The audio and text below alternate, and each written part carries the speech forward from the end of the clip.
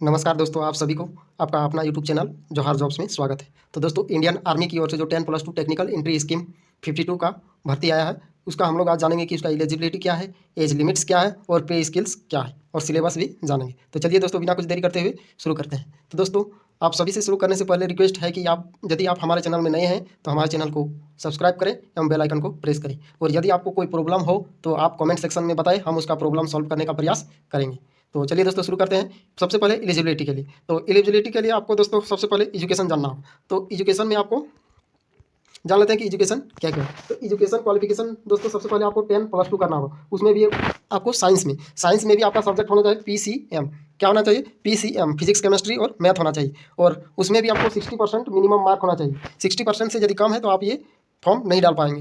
तो चलिए दोस्तों, इसका एज लिमिट्स भी जान लेते हैं। तो एज लिमिट्स इसका है 16.5 टू 19.5, 16.5 साल से 19.5 साल तक ही आप डाल सकते हैं।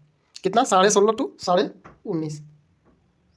और एज लिमिट्स में है जैसे not be born before 2 July 2005 and not after 1 जुलाई 2008। अर्थात आपका जन्म 2 जुलाई 2005 से यदि पहले हुआ है या 1 जुलाई 2008 के बाद हुआ है तो आप ये फॉर्म नहीं डाल पाएंगे। अर्थात 2 जुलाई 2005 से 1 जुलाई 2008 के बीच यदि आपका जन्म है तो आप ये फॉर्म डाल सकते हैं। तो दोस्तों, इस तरह से लगभग जो तैयारी वाला स्टूडेंट होते हैं वो छट जाते हैं। इसलिए दोस्तों, यदि आप 12 किए हैं और आपको नहीं पता है तो 12 करने के साथ ही आप ये फॉर्म डाल दीजिए, नहीं तो बाद में तैयारी करते करते बहुत ज़्यादा ही हो जाता है तो आप बोर होने लगेंगे कि कब नौकरी लगेगा, कब नौकरी लगेगा। उससे अच्छा है दोस्तों, ये सभी ही नौकरी पहले ले लें, इसमें ज़्यादा स्टूडेंट तैयारी वाला नहीं रहता है। तो चलिए दोस्तों, आगे देखते हैं। तो एलिजिबिलिटी में और एक बोल रहा है कि जैसे आपका सिटीजन में इंडियन होना चाहिए। सब्जेक्ट, ये सब्जेक्ट भूटान वाला भी डाल सकता है, नेपाल वाला भी डाल सकता है, और जैसे रिफ्यूजी जैसे तिब्बत से इंडिया 1 जनवरी 1962 से यदि 62 से पहले यदि भारत आया तो वो भी यहाँ पर डाल सकते हैं। और पाकिस्तान से भी, जैसे पाकिस्तान, बर्मा और श्रीलंका आदि से भी यदि 1 जुलाई 1962 से पहले आए हैं तो वो भी डाल सकते हैं। आगे है दोस्तों पे स्किल्स, कि आपको पेमेंट कैसे दिया जाएगा। तो दोस्तों, पेमेंट आपको पोस्ट हिसाब से दिया जाएगा।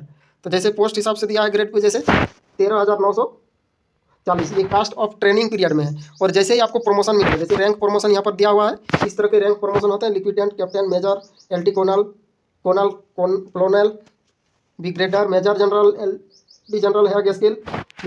ये सभी पोस्ट हैं, और ये पोस्ट आपको ऑन जैसे कितने कितने साल में आपको मिलेगा। तो जैसे लिक्विडेंट आप ट्रेनिंग पीरियड के बाद भी कर सकते हैं प्रमोशन। उसके बाद ट्रेनिंग पीरियड के 2 साल बाद, ऑन कॉम्प्लीसन के 2 साल बाद ही आपको कैप्टन का पद मिल सकता है, 2 साल बाद।